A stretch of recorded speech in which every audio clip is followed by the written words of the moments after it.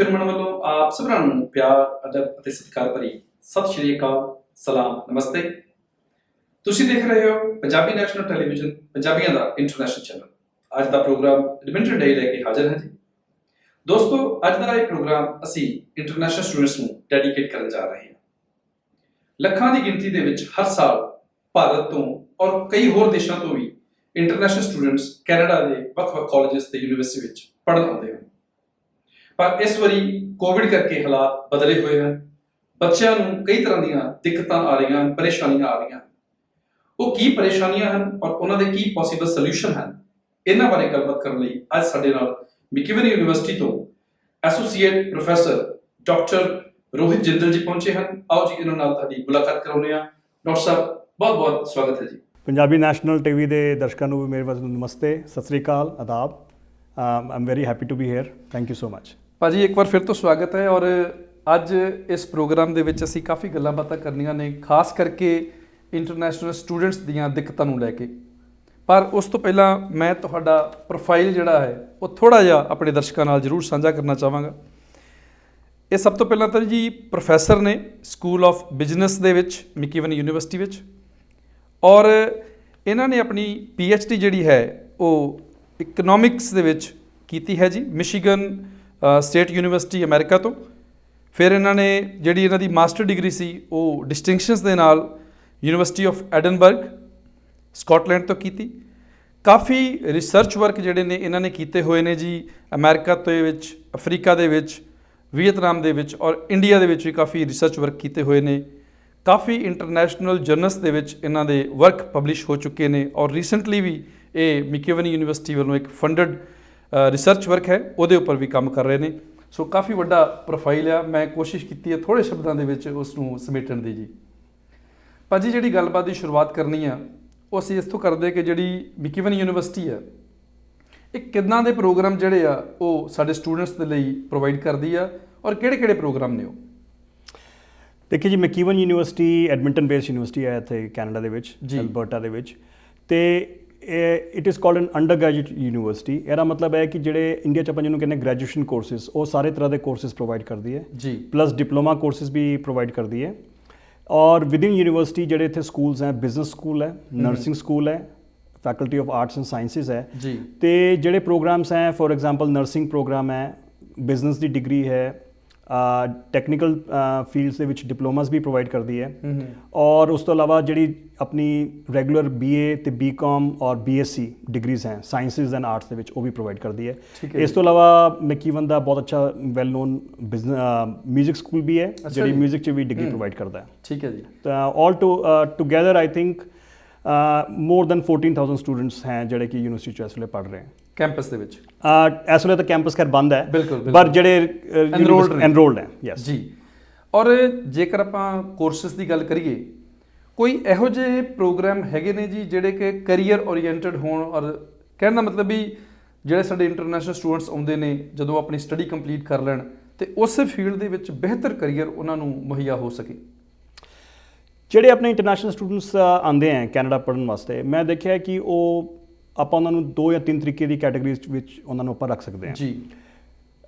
ਕੁਝ ਸਟੂਡੈਂਟਸ ਐਸੇ ਹੁੰਦੇ ਜਿਹੜੇ ਇੰਡੀਆ ਤੋਂ ਗ੍ਰੈਜੂਏਸ਼ਨ ਕਰ ਚੁੱਕੇ ਹੈ, ਫੋਰ ਐਗਜ਼ਾਮਪਲ, ਜਾਂ ਕਿਸੇ ਹੋਰ ਕੰਟਰੀ ਤੋਂ ਗ੍ਰੈਜੂਏਸ਼ਨ ਕਰ ਚੁੱਕੇ ਹੈ, ਉਹ ਇੱਥੇ ਪੋਸਟ ਗ੍ਰੈਜੂਏਸ਼ਨ ਵਾਸਤੇ ਆਉਂਦੇ ਆ ਜੀ। ਉਹ they are coming for masters ਜਾਂ PhD ਜੀ। So that is an all together different field. ਉਹ ਆਪਣੇ ਜਿਹੜੀ ਫੀਲਡ 'ਚ ਸੈੱਟ ਹੋ ਚੁੱਕੇ ਹੈ ਉਸ ਫੀਲਡ 'ਚ ਅੱਗੇ ਪੜ੍ਹਨ ਵਾਸਤੇ ਆਉਂਦੇ ਆ। ਪਰ ਜਿਹੜਾ ਜ਼ਿਆਦਾ ਤਬਕਾ ਸਟੂਡੈਂਟਸ ਦਾ ਆਉਂਦਾ ਹੈ, ਉਹ ਐਸੇ ਸਟੂਡੈਂਟਸ ਆਉਂਦੇ ਆ ਜਿਹੜੇ ਕਿ ਜਾਂ ਤਾਂ ਗ੍ਰੇਡ 12 ਕਰਕੇ ਇੱਥੇ ਆਉਂਦੇ ਆ, ਬਿਲਕੁਲ, ਜਾਂ ਉਹ ਫਸਟ ਸੈਕਿੰਡ ਈਅਰ ਦੇ ਕਾਲਜ ਦੇ ਵਿੱਚ ਹੀ ਇੱਥੇ ਪੜ੍ਹਨ ਆ ਜਾਂਦੇ ਆ। ਉਹਨਾਂ ਵਾਸਤੇ ਜਿਹੜੀ ਇੱਥੇ ਦੇਰ ਆਰ 2 ਪੋਸੀਬਿਲਿਟੀਜ਼। ਇੱਕ ਤਾਂ ਇਹ ਹੈ ਕਿ ਉਹ ਡਿਪਲੋਮਾ ਕਰ ਸਕਦੇ ਆ, ਟੈਕਨੀਕਲ ਡਿਪਲੋਮਾਸ ਪ੍ਰੋਵਾਈਡ ਕਰਦੀ universities. They can do for example diploma in trades, they can also do nursing diplomas. ਅੱਛਾ ਜੀ। ਜਾਂ ਉਹ ਨਰਸ ਅਸਿਸਟੈਂਟ ਬਣ ਸਕਦੇ ਆ। ਉਹਦੇ ਵਿੱਚ ਅੱਗੇ ਇੱਥੇ ਕਾਫੀ ਅੱਛੀ ਓਪਰਚੁਨਿਟੀਜ਼ ਹੈ। ਔਰ ਇਸ ਤੋਂ ਇਲਾਵਾ ਬਿਜ਼ਨਸ ਦੇ ਵਿੱਚ ਫੋਰ ਐਗਜ਼ਾਮਪਲ ਦੇਰ R accounting diplomas, insurance and risk management. ਇੱਦਾਂ ਦੀ ਬਹੁਤ ਸਾਰੀ ਫੀਲਡਸ ਹੈ ਜਿਹਦੇ ਵਿੱਚ ਕਿ ਸਟੂਡੈਂਟਸ ਆਪਣੇ ਬੱਚੇ 2 ਸਾਲ ਦਾ ਡਿਪਲੋਮਾ ਕਰਕੇ ਔਰ ਅੱਗੇ ਉਹਦੇ 'ਚ ਕਰੀਅਰ ਬਣਾ ਸਕਦੇ ਆ, ਉਸੇ ਫੀਲਡ ਵਿੱਚ ਬਣਾ ਸਕਦੇ ਆ। ਜਿਹੜੀ ਇੱਥੇ ਡਿਗਰੀ ਹੈ ਉਹ 4 ਸਾਲ ਦੀ ਹੈ। ਅੱਛਾ ਜੀ। ਔਰ ਡਿਗਰੀਜ਼ ਵੀ they are in various fields. Nurse ਦੀ ਡਿਗਰੀ ਬਹੁਤ ਅੱਛੀ ਮੰਨੀ ਜਾਂਦੀ ਹੈ ਜੀ। ਐਜੂਕੇਸ਼ਨ ਦੀ ਡਿਗਰੀ ਬੜੀ ਅੱਛੀ ਮੰਨੀ ਜਾਂਦੀ, ਜਿਹੜੇ ਕਿ ਸਟੂਡੈਂਟਸ ਕਰਕੇ ਦੇ can become educators in school, teachers ਬਣ ਸਕਦੇ ਆ। ਬਿਲਕੁਲ। ਔਰ ਇਸ ਤੋਂ ਇਲਾਵਾ ਆਫ ਕੋਰਸ ਜਿਹੜੀ ਟ੍ਰੈਡੀਸ਼ਨਲ ਫੀਲਡਸ ਹੈ ਜਿੱਦਾਂ ਇੰਜੀਨੀਅਰਿੰਗ ਜਾਂ ਮੈਡੀਸਿਨ, ਉਹ ਤਾਂ ਹੈ ਹੀ ਹੈ ਜੀ। ਇਸ ਤੋਂ ਇਲਾਵਾ ਜਿਹੜੀ ਇੱਕ ਚੀਜ਼ ਇੱਥੇ ਕਾਫੀ ਜ਼ਿਆਦਾ ਸਟੂਡੈਂਟਸ ਕਰਦੇ ਆ ਉਹ ਹੈ ਕਿ BCom ਡਿਗਰੀ, ਬਿਲਕੁਲ, ਵਿਚ is different from the BCom degree in India. ਕਿਉਂਕਿ ਜਿਹੜੀ ਆਪਣੀ ਇੰਡੀਆ ਦੀ ਡਿਗਰੀ ਹੈ BCom, ਉਹ ਹੈਗੀ 3 ਸਾਲ ਦੀ। ਅੱਛਾ ਜੀ। ਔਰ ਇੱਥੇ ਜਿਹੜੀ ਡਿਗਰੀ ਹੈ ਉਹ ਹੈ 4 ਸਾਲ ਦੀ, and it is almost like a business MBA। Okay. So that also leads to a good career. ਜੀ। ਤੇ ਰੋਹਿਤ ਜੀ, ਤੁਸੀਂ ਜੀਰੇ ਦੇ ਜੰਪਲ ਜੀ, ਫਿਰ ਜੀਰੇ ਤੋਂ ਉੱਠ ਕੇ ਸਕਾਟਲੈਂਡ ਤੋਂ USA ਤੋਂ ਕੈਨੇਡਾ, ਇਹ ਸਾਰਾ ਸਫ਼ਰ ਕਿਵੇਂ ਦਾ ਰਿਹਾ? ਔਰ ਜਿਹੜਾ ਮੈਕਈਵਨ ਯੂਨੀਵਰਸਿਟੀ ਵਿੱਚ ਤੁਸੀਂ ਹੁਣ ਐਸੋਸੀਏਟ ਪ੍ਰੋਫੈਸਰ ਲੱਗੇ ਹੋਏ ਜੇ, ਇਹ ਜਿਹੜਾ ਤਜਰਬਾ ਵਾ ਇਹ ਕਿਵੇਂ ਦਾ ਰਿਹਾ ਤੁਹਾਡਾ?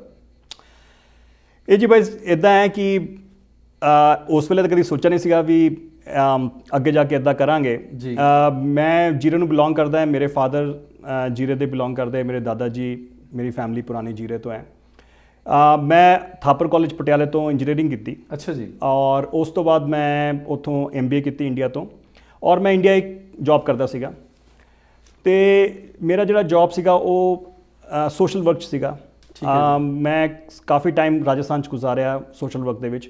ਉਹ ਕਰਦੇ ਕਰਦੇ ਇੱਧਰ ਆਈਡੀਆ ਆਇਆ ਕਿ ਵੀ ਥੋੜ੍ਹੀ ਦੇਰ ਵਾਸਤੇ ਦੁਬਾਰਾ ਪੜ੍ਹਾਈ ਕਰਨ ਚੱਲਦੇ ਹਾਂ, let us see what the world has to offer. ਠੀਕ ਹੈ ਜੀ। ਅਤੇ ਮੈਂ ਯੂਨੀਵਰਸਿਟੀਜ਼ ਅਪਲਾਈ ਕੀਤਾ ਅਤੇ ਸਕਾਟਲੈਂਡ ਦੀ ਯੂਨੀਵਰਸਿਟੀ ਆਫ ਐਡਿਨਬਰਾ ਨੇ ਮੇਰੇ ਉੱਥੇ ਐਡਮਿਸ਼ਨ ਹੋ ਗਿਆ, ਔਰ ਸ਼ੈਲ ਕੰਪਨੀ ਨੇ ਮੈਨੂੰ ਫੈਲੋਸ਼ਿਪ ਦਿੱਤੀ ਜਾਣ ਵਾਸਤੇ ਉੱਥੇ ਪੜ੍ਹਨ ਵਾਸਤੇ। ਕੀ ਬਾਤ ਹੈ। ਜਦੋਂ ਉੱਥੇ ਮੈਂ ਪੜ੍ਹਨ ਗਿਆ, it turned out well, I got a distinction, I topped the department. Wow. ਅਤੇ ਉੱਥੋਂ ਫਿਰ ਮੈਂ ਅਮਰੀਕਾ ਅਪਲਾਈ ਕੀਤਾ ਅਤੇ ਅਮਰੀਕਾ ਮੇਰਾ ਐਡਮਿਸ਼ਨ ਹੋ ਗਿਆ ਫੰਡਿੰਗ ਦੇ ਨਾਲ। ਮੈਂ PhD ਕੀਤੀ ਅਮਰੀਕਾ ਤੋਂ। ਠੀਕ ਹੈ ਜੀ। ਔਰ ਅਮਰੀਕਾ ਪੜ੍ਹਾਈ ਜਦੋਂ ਖਤਮ ਕੀਤੀ ਤਾਂ ਇੱਥੋਂ ਕੈਨੇਡਾ ਤੋਂ university of Calgary offered me to come and work as a post doctoral fellow. ਔਰ ਫਿਰ ਮੈਨੂੰ ਕੈਨੇਡਾ ਦੀ ਜਿਹੜੀ ਹਾਈਐਸਟ ਰਿਸਰਚ ਅਵਾਰਡ ਹੈ ਪੋਸਟ ਡਾਕਟਰਲ ਫੈਲੋਜ਼ ਵਾਸਤੇ, ਬੈਂਟਿੰਗ ਫੈਲੋਸ਼ਿਪ, ਅੱਛਾ ਜੀ, ਉਹ ਮਿਲੀ। ਕੀ ਬਾਤ। ਉਹ ਮੈਂ ਉਹਦੇ ਅੰਡਰ ਰਿਸਰਚ ਕੀਤਾ ਅਤੇ ਉਹ ਕਰਦੇ ਕਰਦੇ ਬਸ ਫਿਰ ਉਸ ਤੋਂ ਬਾਅਦ ਮੈਂ ਮੈਕਈਵਨ ਯੂਨੀਵਰਸਿਟੀ ਆ ਗਿਆ ਅਤੇ ਹੁਣ ਆਈ ਬੀਨ ਟੀਚਿੰਗ ਹੈਵ ਫॉर ਵਾਈਲ। ਸੋ ਕਹਿਣ ਦਾ ਮਤਲਬ ਕਿ ਦਰਵਾਜ਼ੇ ਖੁੱਲ੍ਹਦੇ ਗਏ, ਓਪਰਚੁਨਿਟੀਜ਼ ਮਿਲਦੀਆਂ ਗਈਆਂ। ਬਸ ਹਾਂ, ਤੁਸੀਂ ਇਹ ਕਹਿ ਸਕਦੇ ਹੋ ਵੀ ਕੰਮ ਕਰਦੇ ਗਏ ਅਤੇ ਆਪਣੇ ਆਪ ਰਸਤੇ ਖੁੱਲ੍ਹਦੇ ਗਏ। ਬਿਲਕੁਲ ਜੀ, ਮਿਹਨਤ ਕਰਦੇ ਰਹੋ ਅਤੇ ਡੈਫੀਨੇਟਲੀ ਤੁਹਾਨੂੰ ਡੈਸਟੀਨੇਸ਼ਨ ਜਿਹੜੀ ਹੈ ਉਹ ਕਿਤੇ ਨਾ ਕਿਤੇ ਲੈ ਚੱਲਦੀ ਹੈ। ਹਾਂਜੀ। ਔਰ ਜਿਹੜਾ ਹੁਣ ਤੁਸੀਂ ਇੱਥੇ ਟੀਚਿੰਗ ਦਾ ਐਕਸਪੀਰੀਅੰਸ ਆ ਮੈਕਈਵਨ ਯੂਨੀਵਰਸਿਟੀ ਦੇ ਵਿੱਚ, ਉਹ ਕਿਵੇਂ ਦਾ ਵਾ? ਤੁਹਾਨੂੰ ਲੱਗਦਾ ਵੀ ਜਿਹੜੀ ਇੰਡੀਆ ਦੀ ਟੀਚਿੰਗ ਆ ਜਾਂ ਕੈਨੇਡੀਅਨ ਕਾਲਜਸ ਐਂਡ ਯੂਨੀਵਰਸਿਟੀ ਦੇ ਵਿੱਚ ਟੀਚਿੰਗ ਆ, ਉਹਦੇ ਵਿੱਚ ਕੋਈ ਡਿਫਰੈਂਸ ਹੈਗਾ? Yes, I think there is a difference. Actually ਜਿਹੜੇ ਇੰਡੀਆ ਦੇ ਜਿਹੜੇ ਆਪਣੇ ਟੌਪ ਕਾਲਜਸ ਹੈ, ਉਹ ਅੱਜ ਤੇ ਜਿਹਨੂੰ ਆਪਾਂ IITs ਲੈ ਲਈਏ ਜਾਂ IIMs ਲੈ ਲਈਏ, ਉਹ ਤਾਂ ਖੈਰ ਇਸ ਵੇਲੇ ਇੰਟਰਨੈਸ਼ਨਲ ਸਟੈਂਡਰਡ ਦੇ ਹੈ। ਬਿਲਕੁਲ। There is no difference between them and any institute ਔਰ ਕਾਲਜ ਔਰ ਯੂਨੀਵਰਸਿਟੀ ਇਨ ਅਮਰੀਕਾ ਔਰ ਕੈਨੇਡਾ। ਬਿਲਕੁਲ। ਪਰ ਜਿਹੜੇ ਆਪਣੇ ਰੈਗੂਲਰ ਕਾਲਜਸ ਜਾਂ ਯੂਨੀਵਰਸਿਟੀਜ਼ ਹੈ, ਉਹਨਾਂ ਦੇ ਬਸ਼ਰਤੇ ਇੱਥੇ ਕਾਫੀ ਡਿਫਰੈਂਸ ਹੈ। ਇੱਕ ਤਾਂ ਇੱਥੇ ਐਕਸਪੈਕਟ ਕੀਤਾ ਜਾਂਦਾ ਹੈ ਯੂਨੀਵਰਸਿਟੀ ਦੇ ਵਿੱਚ ਕਿ ਸਟੂਡੈਂਟਸ ਵਿਲ ਬੀ ਇੰਡੀਪੈਂਡੈਂਟ। ਹਾਂਜੀ। ਉਹ ਆਪਣਾ ਕੰਮ ਖੁਦ ਕਰਨਗੇ, ਆਪਣੇ ਇੰਡੀਪੈਂਡੈਂਟਲੀ ਕ੍ਰੀਏਟਿਵ ਥਿੰਕਿੰਗ ਕਰਨਗੇ। ਇਸ ਕਰਕੇ ਇੱਥੇ ਅਸਾਈਨਮੈਂਟਸ ਤੇ ਬਹੁਤ ਜ਼ੋਰ ਹੁੰਦਾ ਟੀਚਿੰਗ। ਮਤਲਬ ਫੀਡ ਨਹੀਂ ਕਰਦੇ ਉਹਨਾਂ ਨੂੰ ਬਿਲਕੁਲ ਫੀਡ ਨਹੀਂ ਕਰਦੇ ਜੀ। ਉਹਨਾਂ ਨੂੰ ਇਹ ਪ੍ਰਮੋਟ ਕੀਤਾ ਜਾਂਦਾ ਵੀ ਤੁਸੀਂ ਆਪਣੇ ਆਪ ਸੋਚ ਕੇ ਅਸਾਈਨਮੈਂਟਸ ਕਰੋ, no matter if you go wrong. ਬਿਲਕੁਲ। ਤੁਸੀਂ ਆਪਣੇ ਪ੍ਰੋਫੈਸਰ ਨੂੰ ਪੁੱਛ ਸਕਦੇ ਹੋ, ਉਹਨਾਂ ਦੀ ਹੈਲਪ ਲੈ ਸਕਦੇ ਹੋ, ਪਰ ਜਿੰਨਾ ਹੋ ਸਕੇ ਤੁਸੀਂ ਇੰਡੀਪੈਂਡੈਂਟ ਵਰਕ ਕਰੋ, because you have to grow and you have to understand ਜੋ ਤੁਸੀਂ ਚੀਜ਼ ਕੰਮ ਕਰ ਰਹੇ ਹੋ, ਜੋ ਓਰੀਜਨੈਲਿਟੀ, ਯੈਸ, ਇਹ ਤੇ ਜ਼ਿਆਦਾ ਫੋਕਸ ਕੀਤਾ ਜਾਂਦਾ। ਇਸ ਤੇ ਬਹੁਤ ਜ਼ਿਆਦਾ ਫੋਕਸ ਹੈ, ਇੰਡੀਪੈਂਡੈਂਸ ਤੇ ਬਹੁਤ ਫੋਕਸ ਹੈ, ਰਿਸਰਚ ਤੇ ਵੀ ਕਾਫੀ ਜ਼ੋਰ ਦਿੱਤਾ ਜਾਂਦਾ। ਰਿਸਰਚ, ਹਾਂ, ਕਈ ਵਾਰੀ ਕੋਰਸਿਸ ਦੇ ਵਿੱਚ ਹੀ ਸਟੂਡੈਂਟਸ ਨੂੰ ਜਾ ਕੇ ਇੰਡੀਪੈਂਡੈਂਟ ਰਿਸਰਚ ਕਰਨੀ ਪੈਂਦੀ ਹੈ। ਅੱਛਾ ਜੀ। ਜਿੱਦਾਂ ਫੋਰ ਐਗਜ਼ਾਮਪਲ ਉਹ ਜਾ ਕੇ ਆਪਣਾ ਖੁਦ ਡੇਟਾ ਇਕੱਠਾ ਕਰਦੇ ਹੈ, ਸਰਵੇ ਵਰਕ ਕਰਦੇ ਹੈ, ਫਿਰ ਉਹਦੇ ਉੱਪਰ ਉਹ ਪੇਪਰ ਲਿਖਦੇ ਹੈ। ਹੁਣ ਮੈਂ ਤੁਹਾਨੂੰ ਐਗਜ਼ਾਮਪਲ ਦਿੰਦਾ ਹੈ ਕਿ ਲਾਸਟ ਈਅਰ ਮੈਂ ਇੱਕ ਨਵਾਂ ਕੋਰਸ ਸ਼ੁਰੂ ਕੀਤਾ ਯੂਨੀਵਰਸਿਟੀ ਦੇ ਵਿੱਚ on sustainable business, corporate social responsibility and sustainable business. ਠੀਕ ਹੈ ਜੀ। ਉਹਦੇ ਵਿੱਚ ਸਟੂਡੈਂਟਸ ਕੋਲ ਪ੍ਰੋਜੈਕਟ ਸੀਗਾ ਕਿ ਵੀ ਉਹਨਾਂ ਨੂੰ ਕਿਸੇ ਜਿਹੜਾ ਕਿ ਅੱਜ ਕੱਲ੍ਹ ਆਪਾਂ ਆਪਣੀ ਵਰਲਡ ਸੋਸਾਇਟੀ ਜਿਹੜੇ ਚੈਲੰਜਸ ਨੂੰ ਫੇਸ ਕਰਦੀ ਹੈ, ਹਾਂਜੀ, ਉਸ ਚੈਲੰਜਸ ਦੇ ਰਿਲੇਟਿਡ ਉਹਨਾਂ ਨੂੰ ਅਸਾਈਨਮੈਂਟ ਸੀ ਵੀ ਤੁਸੀਂ ਇੰਡੀਪੈਂਡੈਂਟ ਰਿਸਰਚ ਕਰੋ। ਔਰ ਉਹਨਾਂ ਨੇ ਗਰੁੱਪਸ ਬਣਾਏ, ਇੰਡੀਪੈਂਡੈਂਟ ਰਿਸਰਚ ਕੀਤੀ, ਔਰ ਕੁਝ ਸਟੂਡੈਂਟਸ ਦਾ ਵਰਕ ਇੰਨਾ ਅੱਛਾ ਸੀਗਾ ਕਿ ਉਹਨਾਂ ਦਾ ਵਰਕ ਅੱਜ ਜਰਨਲ ਦੇ ਵਿੱਚ ਵੀ ਪਬਲਿਸ਼ ਹੋ ਗਿਆ। ਕੀ ਬਾਤ ਹੈ ਜੀ। Even though it was only part of a course ਜੀ। ਤੇ ਇੱਕ ਤਾਂ ਇਹ ਡਿਫਰੈਂਸ ਹੈ ਕਿ ਵੀ ਉਹ ਜਿਹੜਾ ਕੋਰਸ ਇੱਥੇ ਬੱਚੇ ਕਰਦੇ ਹੈ ਉਹ 'ਚ really skill enhancement, knowledge enhancement ਹੁੰਦਾ ਉਹਨਾਂ ਦਾ। ਬਿਲਕੁਲ। ਸੈਕੰਡਲੀ ਇਹ ਹੁੰਦਾ ਹੈ ਕਿ ਸਿਰਫ ਐਗਜ਼ਾਮਸ ਉੱਪਰ ਫੋਕਸ ਨਹੀਂ ਹੈ, ਇਨੀਸ਼ੀਏਟਿਵ, ਲੀਡਰਸ਼ਿਪ ਬਹੁਤ ਹੈ, ਤੁਹਾਨੂੰ ਗਰੁੱਪ ਪ੍ਰੋਜੈਕਟਸ ਬਹੁਤ ਕਰਨੇ ਪੈਂਦੇ ਆ, ਤੁਹਾਨੂੰ ਪ੍ਰੈਜੈਂਟੇਸ਼ਨਸ ਕਾਫੀ ਕਰਨੇ ਪੈਂਦੇ ਆ। But apart from that exams is not the only way of grading ਜੀ ਤੁਸੀਂ ਤੁਹਾਡੇ ਕੋਲ ਕਈ ਅਸਾਈਨਮੈਂਟਸ ਤੁਹਾਨੂੰ ਕਰਨੀਆਂ ਪੈਂਦੀਆਂ ਥਰੂ ਦ ਟਰਮ ਇੰਡੀਆ 'ਚ ਆਪਣੇ ਕਈ ਵਾਰੀ ਕੀ ਹੁੰਦਾ ਹੈ ਕਿ ਸਿਰਫ ਫਾਈਨਲ ਐਗਜ਼ਾਮ ਹੁੰਦਾ ਹੈ ਜੀ ਔਰ ਬੱਚੇ ਜੇ ਉਹਨਾਂ ਨੇ ਪੂਰੇ ਸਾਲ ਨਹੀਂ ਵੀ ਪੜ੍ਹਾਈ ਕੀਤੀ ਤਾਂ ਵੀ ਲਾਸਟ ਵਿੱਚ ਕਿਸੇ ਵੀ ਤਰੀਕੇ ਨਾਲ ਕਰਕੇ ਤੇ ਉਹ ਪਾਸ ਹੋ ਜਾਂਦੇ ਐਗਜ਼ਾਮ ਦੇ ਵਿੱਚ। ਇੱਥੇ ਇਦਾਂ ਨਹੀਂ ਚੱਲਦਾ। ਇੱਥੇ ਥਰੂ ਆਊਟ ਦੀ ਟਰਮ ਤੁਹਾਡੇ ਅਸਾਈਨਮੈਂਟਸ ਹੈ ਔਰ ਜੇ ਤੁਸੀਂ ਅਸਾਈਨਮੈਂਟਸ ਮਿਸ ਕਰਤੇ ਜਾਂ ਤੁਸੀਂ ਪ੍ਰੋਜੈਕਟ ਵਰਕ ਮਿਸ ਕਰਤਾ ਤਾਂ ਸਿਰਫ ਐਗਜ਼ਾਮ ਦੇ ਵਿੱਚ ਜਾਣ ਨਾਲ ਤੁਹਾਨੂੰ ਫਾਇਦਾ ਨਹੀਂ ਹੋਣਾ। ਸੋ ਕੰਟੀਨਿਊਸ ਜਿਹੜੀ ਇਵੈਲੂਏਸ਼ਨ ਹੁੰਦੀ ਰਹਿੰਦੀ ਹੈ, ਕੰਟੀਨਿਊਸ ਇਵੈਲੂਏਸ਼ਨ ਹੁੰਦੀ ਹੈ, ਮਲਟੀਪਲ ਇਵੈਲੂਏਸ਼ਨ ਹੁੰਦੀ ਹੈ ਜੀ and focus is on learning. ਠੀਕ ਹੈ ਜੀ। ਔਰ ਕੰਟੀਨਿਊਸ ਇੰਟਰੈਕਸ਼ਨ ਹੈ ਜੀ ਟੀਚਰ ਤੇ ਸਟੂਡੈਂਟ ਦੇ ਵਿੱਚ। ਡਾਕਟਰ ਸਾਹਿਬ, ਜਦੋਂ ਬੱਚੇ ਜਿਹੜੇ ਇੰਡੀਆ ਤੋਂ ਕੈਨੇਡਾ ਵਿੱਚ ਪੜ੍ਹਨ ਆਉਂਦੇ ਨੇ ਕਾਲਜਸ ਤੇ ਯੂਨੀਵਰਸਿਟੀ ਦੇ ਵਿੱਚ, ਔਰ ਜਿਹੜੇ ਬੱਚੇ ਇੱਥੇ ਨੇ ਉਹਨਾਂ ਦੇ ਵਿੱਚ ਕੋਈ ਤੁਹਾਨੂੰ ਡਿਫਰੈਂਸ ਨਜ਼ਰ ਆਉਂਦਾ ਜਾਂ ਉਹਨਾਂ ਦੀਆਂ ਕੀ ਦਿੱਕਤਾਂ ਨੇ, ਕੀ ਪਰੇਸ਼ਾਨੀਆਂ ਮਹਿਸੂਸ ਕਰਦੇ ਨੇ ਉਹ? ਦੇਖੀਏ, ਦੋ ਅਲੱਗ-ਅਲੱਗ ਗੱਲਾਂ ਹੈ। ਇੱਕ ਤਾਂ ਇਹ ਹੈ ਕਿ ਜਿਹੜੇ ਇੰਟਰਨੈਸ਼ਨਲ ਬੱਚੇ ਆਉਂਦੇ ਆ ਉਹ ਉਹਨਾਂ ਨੂੰ ਆਫ ਕੋਰਸ ਉਹ ਨਏ ਕਲਚਰ 'ਚ ਆ ਰਹੇ ਆ ਜੀ, ਉਹ ਕੁਝ ਇਨੀਸ਼ੀਅਲ ਉਹਨਾਂ ਤਕਲੀਫਾਂ ਤਾਂ ਆਉਂਦੀਆਂ ਹੀ ਆਉਂਦੀਆਂ। ਬਿਲਕੁਲ। ਫੋਰ ਐਗਜ਼ਾਮਪਲ ਕਿ ਉਹਨਾਂ ਨੂੰ ਯੂਨੀਵਰਸਿਟੀ ਦੇ ਵਿੱਚ ਕਾਫੀ ਨਿਆ ਲੱਗਦਾ ਹੈ, ਏਲੀਅਨ ਲੱਗਦਾ ਹੈ, ਉਹਨਾਂ ਨੂੰ ਸਮਝ ਨਹੀਂ ਆਉਂਦਾ ਵੀ ਅਸੀਂ ਕਿੱਦੋਂ ਪੁੱਛੀਏ ਜਾਂ ਸਾਨੂੰ ਕੋਈ ਚੀਜ਼ ਚਾਹੀਦੀ ਹੈ ਤਾਂ ਅਸੀਂ ਕਿਹਦੇ ਕੋਲ ਜਾਈਏ। ਬਿਲਕੁਲ। ਸੈਟਲਿੰਗ ਵਾਲੇ ਉਹਨਾਂ ਨੂੰ ਕਾਫੀ ਤਕਲੀਫ ਆਉਂਦੀ ਹੈ ਜੀ। ਫਿਰ cost of living is pretty high in Canada. ਬਿਲਕੁਲ। ਔਰ ਵੈਦਰ ਤੁਹਾਨੂੰ ਪਤਾ ਹੀ ਹੈ ਵੀ ਇੱਥੇ 6 ਖਾਸ ਕਰਕੇ ਅਲਬਰਟਾ ਵਿੱਚ 6 ਮੰਥਸ ਤਾਂ ਠੰਡ ਬਹੁਤ ਰਹਿੰਦੀ ਹੈ ਤੇ ਉਹ ਸ਼ੁਰੂ 'ਚ ਬੱਚੇ ਉਸ ਵਾਸਤੇ ਤਿਆਰ ਨਹੀਂ ਹੁੰਦੇ ਔਰ ਉਹਨਾਂ ਨੂੰ ਉਸ ਕਰਕੇ ਤਕਲੀਫ ਆਉਂਦੀ ਹੈ ਜੀ। ਉਹ ਸ਼ੁਰੂ ਦੀ ਤਕਲੀਫਾਂ ਹੈ। ਬਟ ਜੇ ਆਪਾਂ ਦੇਖੀਏ ਕਿ ਜਿਹੜੇ ਇੱਥੋਂ ਦੇ ਡੋਮੈਸਟਿਕ ਸਟੂਡੈਂਟਸ ਹੈ ਤੇ ਜਿਹੜੇ ਇੰਟਰਨੈਸ਼ਨਲ ਸਟੂਡੈਂਟਸ ਆਉਂਦੇ ਆ ਉਹਨਾਂ 'ਚ ਕੀ ਡਿਫਰੈਂਸ ਹੈ? ਇੱਕ ਮੇਨ ਜਿਹੜਾ ਡਿਫਰੈਂਸ ਉਹ ਇਹ ਹੈ ਕਿ ਜਿਹੜਾ ਇੱਥੋਂ ਦਾ ਸਕੂਲਿੰਗ ਸਿਸਟਮ ਹੈ ਉਹ ਬੱਚਿਆਂ ਨੂੰ ਇੰਡੀਪੈਂਡੈਂਟ ਥਿੰਕਿੰਗ ਵਾਸਤੇ ਤਿਆਰ ਕਰਦਾ ਹੈ ਜੀ। ਤੁਸੀਂ ਕੀ ਸੋਚਦੇ ਹੋ, ਤੁਹਾਡੀ ਕੀ ਸੋਚ ਹੈ ਔਰ ਤੁਸੀਂ ਕਿਸੇ ਚੀਜ਼ ਦੇ ਬਾਰੇ ਤੁਹਾਡਾ ਕੀ ਓਪੀਨੀਅਨ ਹੈ, ਇਹਦੇ ਉੱਪਰ ਇੱਥੇ ਬਹੁਤ ਵੈਲਿਊ ਹੈ। ਬਿਲਕੁਲ।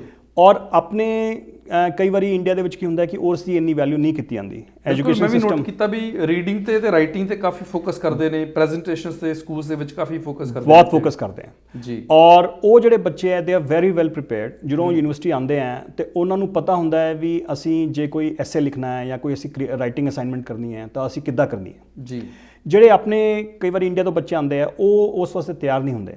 ਉਹ ਚਾਹੁੰਦੇ ਕਿ ਉਹਨਾਂ ਨੂੰ ਕੋਈ ਹੈਲਪ ਕਰ ਦੇ ਜਾਂ ਉਹਨਾਂ ਨੂੰ ਕੋਈ ਐਡਵਾਈਸ ਦੇ ਦੇ। ਬਿਲਕੁਲ।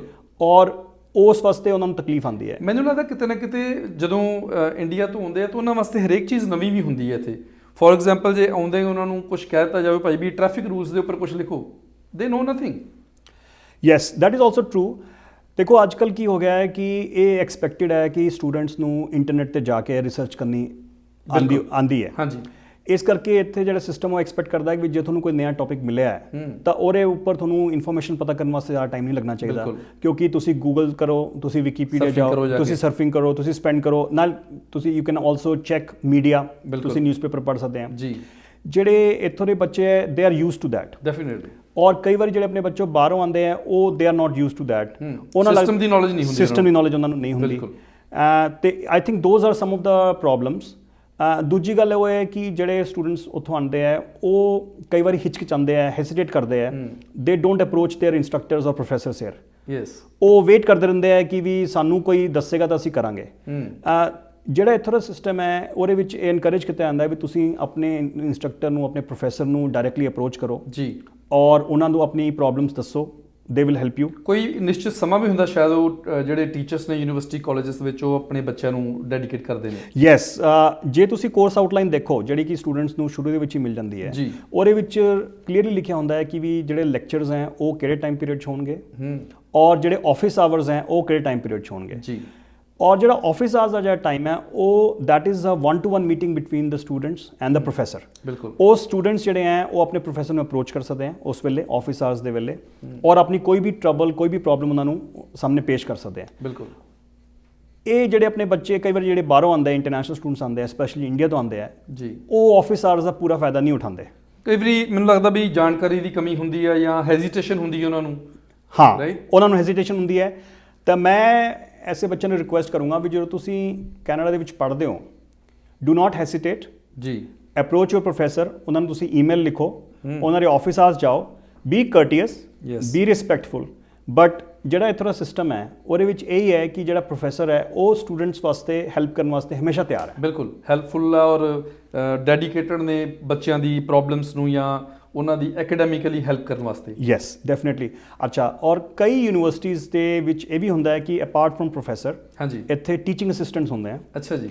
ਔਰ ਉਹ ਜਿਹੜੇ ਟੀਚਿੰਗ ਅਸਿਸਟੈਂਟਸ ਆ ਉਹਨਾਂ ਦਾ ਕੰਮ ਹੀ ਹੈ ਕਿ they are the bridge between the students and the professor. ਜੀ। ਤੇ ਜਿਹੜੇ ਬੱਚੇ ਆਪਣੇ ਉਹ ਟੀਚਿੰਗ ਅਸਿਸਟੈਂਟ ਨੂੰ ਅਪਰੋਚ ਕਰ ਸਕਦੇ ਆ ਜੇ ਕੋਈ ਉਹਨਾਂ ਨੂੰ ਕੋਈ ਪ੍ਰੋਬਲਮ ਆ ਰਹੀ ਹੈ ਕੋਰਸ ਦੇ ਵਿੱਚ, ਕੋਈ ਉਹਨਾਂ ਨੂੰ ਕੁਐਸਚਨ ਸਮਝ ਨਹੀਂ ਆ ਰਿਹਾ ਹੈ, ਕੋਈ ਟੌਪਿਕ ਸਮਝ ਨਹੀਂ ਆ ਰਿਹਾ, ਉਹ ਟੀਚਿੰਗ ਅਸਿਸਟੈਂਟ ਨੂੰ ਪੁੱਛਣ। ਜਿਹੜੇ ਟੀਚਿੰਗ ਅਸਿਸਟੈਂਟ ਹੁੰਦੇ ਆ ਉਹ ਜ਼ਿਆਦਾਤਰ ਉਸ ਯੂਨੀਵਰਸਿਟੀ ਦੇ ਵਿੱਚ PhD ਜਾਂ ਮਾਸਟਰ ਸਟੂਡੈਂਟਸ ਹੁੰਦੇ ਆ ਜਿਹੜੇ ਕਿ ਉੱਥੇ ਰਿਸਰਚ ਵਰਕ ਕਰ ਰਹੇ ਆ, ਔਰ ਯੂਨੀਵਰਸਿਟੀ ਨੇ ਉਹਨਾਂ ਨੂੰ ਕਿਹਾ ਵੀ ਤੁਸੀਂ ਆਲਸੋ ਹੈਲਪ ਸਟੂਡੈਂਟਸ ਇਨ ਦਿਸ ਕੋਰਸ। ਕਿਉਂਕਿ ਉਹਨਾਂ ਨੂੰ ਯੂਨੀਵਰਸਿਟੀ ਦਾ ਜਿਹੜਾ এনवायरमेंट ਆ, ਜੋ ਮਾਹੌਲ ਹੈ ਔਰ ਜੋ ਉੱਥੇ ਸਿਸਟਮ ਹੈਗਾ ਉਹਦੀ ਪੂਰੀ ਨੌਲੇਜ ਹੁੰਦੀ ਉਹਨਾਂ ਨੂੰ। ਹਾਂਜੀ ਜੀ ਹਾਂ। ਤੇ ਇਸ ਕਰਕੇ ਬੱਚੇ ਜਦੋਂ ਉਹਨਾਂ ਨੂੰ ਮੈਂ ਕਹੂੰਗਾ ਕਿ ਜਦੋਂ ਜਿਹੜਾ ਸਟਾਰਟਿੰਗ 1 ਵੀਕ ਹੁੰਦਾ ਹੈ ਜੀ ਕੋਰਸ ਦਾ, ਉਹ ਇੱਥੇ ਬਹੁਤ ਇੰਪੋਰਟੈਂਟ ਹੈ। ਕੋਸ਼ਿਸ਼ ਕੀਤੀ ਜਾਵੇ ਵੀ ਵੱਧ ਤੋਂ ਵੱਧ ਸਿਸਟਮ ਦੀ ਜਾਂ ਕਾਲਜ ਦੀ ਯੂਨੀਵਰਸਿਟੀ ਦੀ ਨੌਲੇਜ ਲਈ ਜਾਵੇ, ਉਸ ਨੌਲੇਜ ਲਈ ਜਾਵੇ।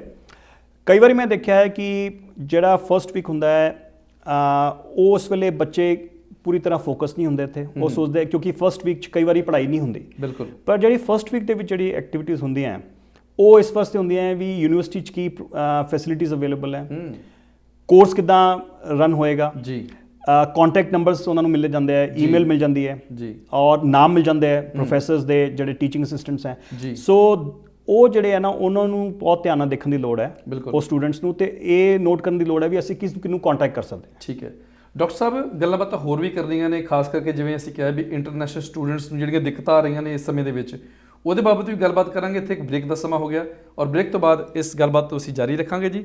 ਤੁਸੀਂ ਦੇਖਦੇ ਰਹਿਣਾ ਪ੍ਰੋਗਰਾਮ ਐਡਮਿੰਟਨ ਡਾਇਰੀ।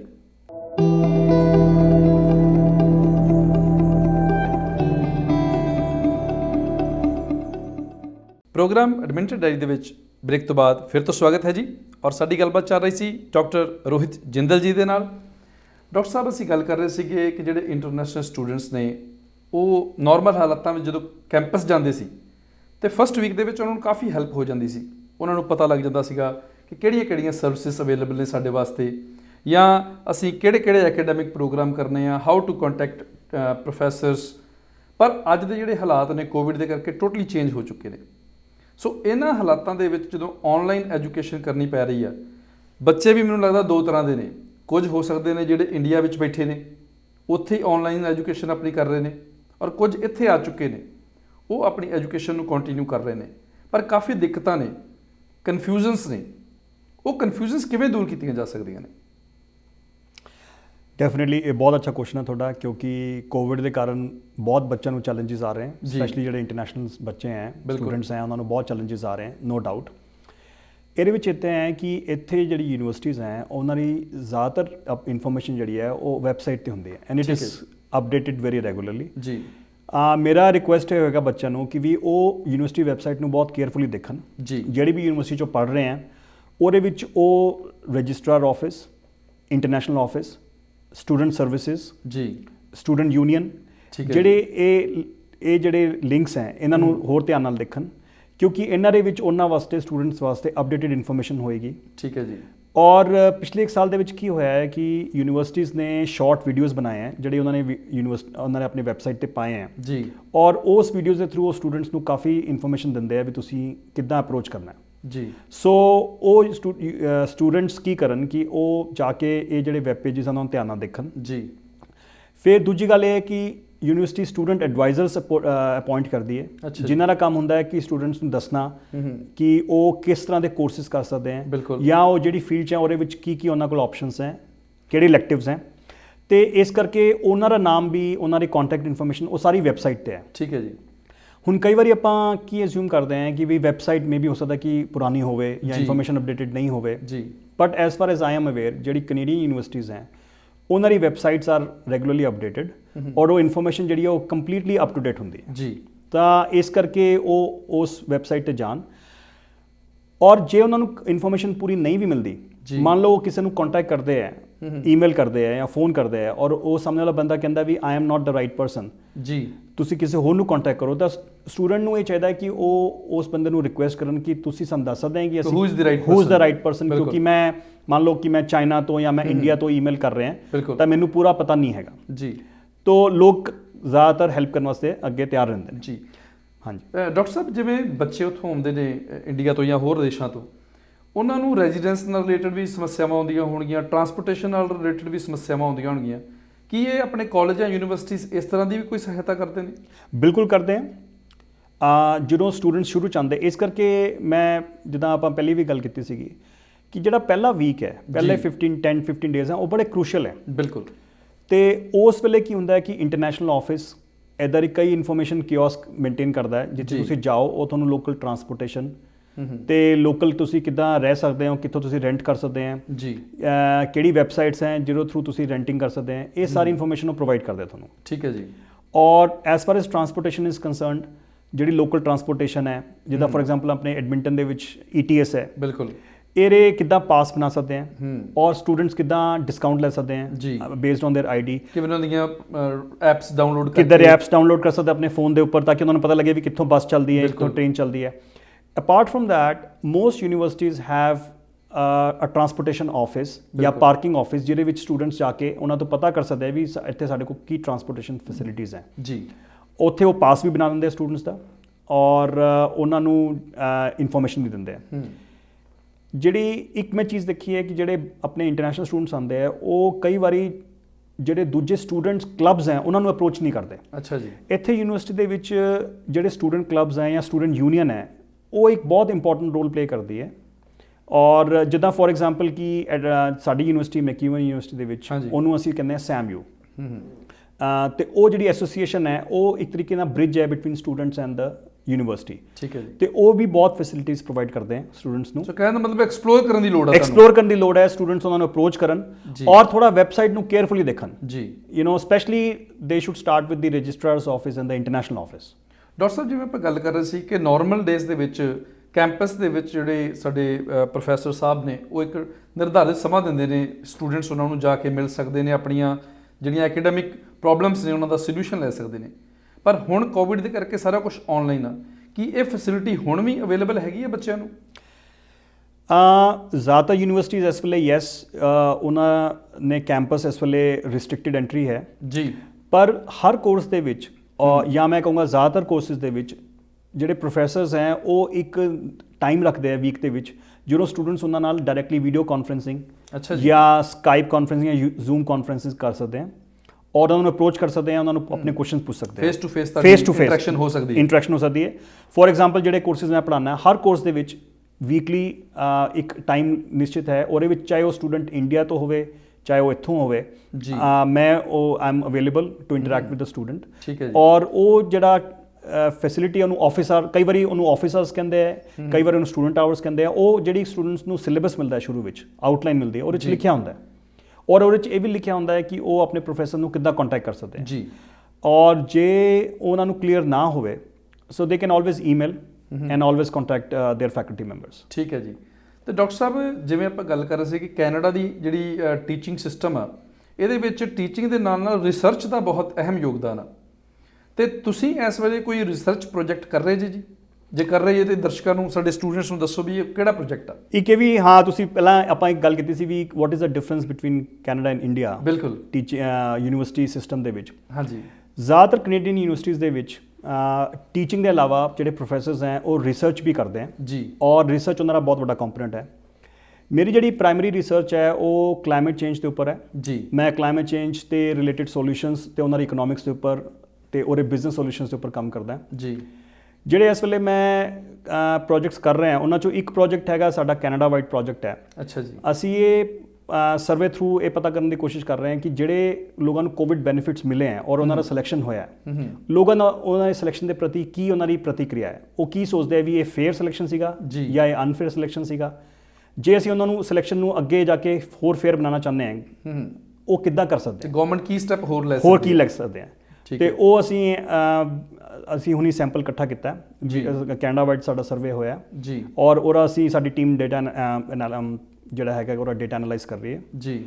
ਇਸ ਤੋਂ ਇਲਾਵਾ ਮੈਂ ਇੰਟਰਨੈਸ਼ਨਲ ਰਿਸਰਚ ਵੀ ਕਰਦਾ। ਅੱਛਾ ਜੀ। ਔਰ ਮੇਰਾ ਇੱਕ ਪ੍ਰੋਜੈਕਟ ਹੈ ਇੰਡੀਆ ਦੇ ਵਿੱਚ, ਜਿਹਦੇ ਵਿੱਚ ਅਸੀਂ ਇਹ ਸਟੱਡੀ ਕਰ ਰਹੇ ਹਾਂ ਕਿ ਜਿਹੜੀ ਇੰਡੀਆ ਦੀ ਲੋਕਲ ਕਮਿਊਨਿਟੀਜ਼ ਹੈ, ਉਹ ਜਿਹੜੇ ਆਪਣੀ ਸਪੈਸ਼ਲੀ ਜਿਹੜੀ ਰਾਜਸਥਾਨ ਤੇ ਦੂਜੇ ਜਿਹੜੀ ਸਟੇਟਸ ਹੈ, ਉਹਦੇ ਵਿੱਚ ਜਿਹੜੀ ਲੋਕਲ ਕਮਿਊਨਿਟੀਜ਼ ਹੈ ਉਹ ਆਪਣੇ ਜਿਹੜੇ ਨੈਚੁਰਲ ਰਿਸੋਰਸਿਸ ਨੂੰ ਬਚਾਉਂਦੀਆਂ, ਫੋਰੈਸਟ ਨੂੰ ਬਚਾਉਂਦੀਆਂ, ਬਿਲਕੁਲ, ਉਹ ਕਿੱਦਾਂ ਬਚਾਉਂਦੇ ਆ, ਉਹਨਾਂ ਦੇ ਕਿੱਦਾਂ ਦੇ ਟ੍ਰੈਡੀਸ਼ਨਲ ਸਿਸਟਮਸ ਹੈ, ਕਿੱਦਾਂ ਦੇ ਨੋਰਮਸ ਹੈ, ਔਰ ਉਹਨਾਂ ਤੋਂ ਅਸੀਂ ਕੀ ਸਿੱਖ ਸਕਦੇ ਹਾਂ ਜਾਂ ਕਿੰਨੀ ਕੁ ਅਵੇਅਰਨੈਸ ਉਹਨਾਂ 'ਚ।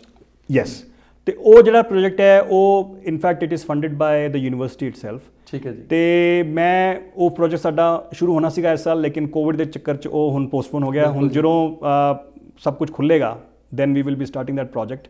ਤੇ ਉਹਦੇ ਵਿੱਚ ਮੇਰਾ ਫੀਲਡ ਵਰਕ ਵੀ ਹੈ ਇੰਡੀਆ ਦੇ ਵਿੱਚ, ਤੇ ਮੈਂ ਜਾ ਕੇ ਡਾਇਰੈਕਟ ਇੰਟਰਵਿਊਜ਼ ਵੀ ਕਰੂੰਗਾ ਕਮਿਊਨਿਟੀਜ਼ ਦੇ ਨਾਲ ਜੀ। ਹਾਂਜੀ, ਉਹ ਚਲੋ ਗੁੱਡ ਲੱਕ ਹੈ ਜੀ ਸਾਡੇ ਵੱਲੋਂ, ਸ਼ੁਭ ਇੱਛਾਵਾਂ ਨੇ ਇਸ ਪ੍ਰੋਜੈਕਟ ਦੇ ਲਈ ਔਰ ਤੁਹਾਡੇ ਆਉਣ ਵਾਲੇ ਪ੍ਰੋਜੈਕਟਸ ਦੇ ਲਈ ਵੀ। ਜਾਣ ਤੋਂ ਪਹਿਲਾਂ ਸਾਡੇ ਜਿਹੜੇ ਇੰਟਰਨੈਸ਼ਨਲ ਸਟੂਡੈਂਟਸ ਨੇ ਇਹਨਾਂ ਨੂੰ ਕੋਈ ਵਿਸ਼ੇਸ਼ ਸੁਨੇਹਾ ਦੇਣਾ ਚਾਹੋ ਜੀ ਤੁਸੀਂ? ਮੈਂ ਤਾਂ ਜੀ ਇਹ ਕਹਿਣਾ ਚਾਹੂੰਗਾ ਆਪਣੇ ਸਾਰੇ ਦਰਸ਼ਕਾਂ ਨੂੰ, ਸਪੈਸ਼ਲੀ ਸਟੂਡੈਂਟਸ ਨੂੰ, ਕਿ Canadian education is really good. ਜਿਹੜੀ ਇੱਥੋਂ ਦੀ ਯੂਨੀਵਰਸਿਟੀਜ਼ ਹੈ ਉਹ ਵਰਲਡ ਕਲਾਸ ਹੈ ਔਰ ਇੱਥੇ ਬਹੁਤ ਫੈਸਿਲਿਟੀਜ਼ ਅਵੇਲੇਬਲ ਹੈ ਸਟੂਡੈਂਟਸ ਵਾਸਤੇ। ਪਰ ਤੁਸੀਂ ਓਪਨ ਮਾਈਂਡਡ ਆਓ, ਐਕਸਪਲੋਰ ਕਰੋ ਔਰ ਆਪਣੇ ਆਪ ਦੇਖੋ ਤੁਹਾਡਾ ਕੀ ਇੰਟਰਸਟ ਏਰੀਆ ਹੈ, ਯੂਨੀਵਰਸਿਟੀ ਤੁਹਾਨੂੰ ਕੀ ਪ੍ਰੋਵਾਈਡ ਕਰ ਰਹੀ ਹੈ, ਕਿਹੜਾ ਕੋਰਸ ਹੈ ਜਿਹੜਾ ਤੁਹਾਡੇ ਇੰਟਰਸਟ ਏਰੀਆ 'ਚ ਸੈੱਟ ਹੁੰਦਾ ਹੈ। ਔਰ ਜੇ ਤੁਹਾਨੂੰ ਕਿਤੇ ਵੀ ਤਕਲੀਫ ਆਉਂਦੀ ਹੈ ਤਾਂ ਯੂਨੀਵਰਸਿਟੀ ਵਿੱਚ ਰਿਸੋਰਸਿਸ ਹੈ ਜਿਹੜੇ ਤੁਹਾਨੂੰ ਹੈਲਪ ਕਰਨਗੇ, ਤੁਸੀਂ ਉਹਨਾਂ ਨੂੰ ਐਕਸੈਸ ਕਰੋ ਔਰ ਤੁਸੀਂ ਯੂਨੀਵਰਸਿਟੀ ਨੂੰ ਪੂਰਾ ਇੰਜੋਏ ਕਰੋ, because this is a really fantastic experience that you can get. Doctor ਸਾਹਿਬ ਬਹੁਤ ਵਧੀਆ ਲੱਗਾ ਤੁਹਾਡੇ ਨਾਲ ਗੱਲਬਾਤ ਕਰਕੇ, ਤੁਸੀਂ ਸਮਾਂ ਕੱਢਿਆ, ਸਟੂਡੀਓ ਵਿੱਚ ਆਏ, ਖਾਸ ਕਰਕੇ ਇੰਟਰਨੈਸ਼ਨਲ ਸਟੂਡੈਂਟਸ ਦੀਆਂ ਜਿਹੜੀਆਂ ਸਮੱਸਿਆਵਾਂ ਸੀ ਉਹਨਾਂ ਬਾਰੇ ਅਸੀਂ ਗੱਲਬਾਤ ਕੀਤੀ। ਆਪ ਜੀ ਦਾ ਬਹੁਤ ਬਹੁਤ ਧੰਨਵਾਦ ਜੀ। Thank you so much for inviting me. ਮੈਂ ਵੀ I am very happy to be here. Thank you. So ਇਹ ਸਨ doctor Rohit Jindal, McEwan university ਤੋਂ ਸਕੂਲ ਆਫ ਬਿਜ਼ਨਸ ਦੇ ਐਸੋਸੀਏਟ ਪ੍ਰੋਫੈਸਰ, ਜਿਨ੍ਹਾਂ ਨੇ ਕਾਲਜ ਯੂਨੀਵਰਸਿਟੀ ਦੇ ਵਿੱਚ ਬੱਚਿਆਂ ਨੂੰ ਆਉਂਦੀਆਂ ਵੱਖ-ਵੱਖ ਦਿੱਕਤਾਂ ਬਾਰੇ ਗੱਲਬਾਤ ਕੀਤੀ, ਉਹਨਾਂ ਦੇ ਪੋਸੀਬਲ ਸੋਲੂਸ਼ਨਸ ਵੀ ਦਿੱਤੇ। ਆਸ ਕਰਦੇ ਹਾਂ ਕਿ ਇਹ ਜਾਣਕਾਰੀ ਜਿਹੜੀ ਆ ਤੁਹਾਡੇ ਲਈ ਲਾਹੇਵੰਦ ਹੋਵੇਗੀ। ਆਉਣ ਵਾਲੇ ਐਪੀਸੋਡਸ ਦੇ ਵਿੱਚ ਵੱਖ-ਵੱਖ ਖੇਤਰਾਂ ਦੇ ਮਾਹਰਾਂ ਨਾਲ ਤੁਹਾਡੀ ਮੁਲਾਕਾਤ ਕਰਾਉਣ ਦਾ ਯਤਨ ਕਰਦੇ ਰਹਾਂਗੇ। ਮੈਨੂੰ ਮਨਜੀਤ ਸਿੰਘ ਫਿਰਮਾ ਨੂੰ ਐਡਮਿੰਟਨ ਸਟੂਡੀਓ ਤੋਂ ਦਿਓ ਇਜਾਜ਼ਤ। ਧੰਨਵਾਦ।